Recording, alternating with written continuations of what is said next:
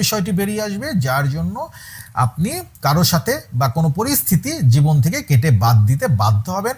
অন্যদিকে মৃগশিরা নক্ষত্রে যারা জন্মগ্রহণ করেছেন সেসব বৃষ রাশির জাতক জাতিকাদের জুলাই মাসের 15 তারিখ থেকে 31 তারিখের মধ্যে বিশেষ নতুন কিছু শুরু হবে বা আপনারা করতে পারবেন, যা যোগাযোগের প্রাথমিক পর্যায়ে থাকবে।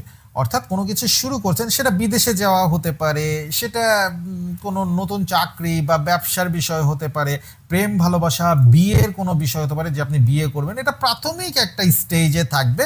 তবে আপনি যেই নক্ষত্রে জন্মগ্রহণ করুন না কেন, বৃষ রাশির জাতক জাতিকারা জুলাই মাসের মধ্যে নতুন যাই শুরু করবেন গ্রহদের প্রভাবে, বিশেষ করে শুক্র গ্রহের প্রভাবে, তার মধ্যে প্রাথমিক পর্যায়ে কিছু রিস্ক থাকবে। বিষয়টি সম্পর্ক, চাকরি, ব্যবসা, পড়াশোনা, চিকিৎসা, বিদেশ গমন, রাজনীতি, আইনি মামলা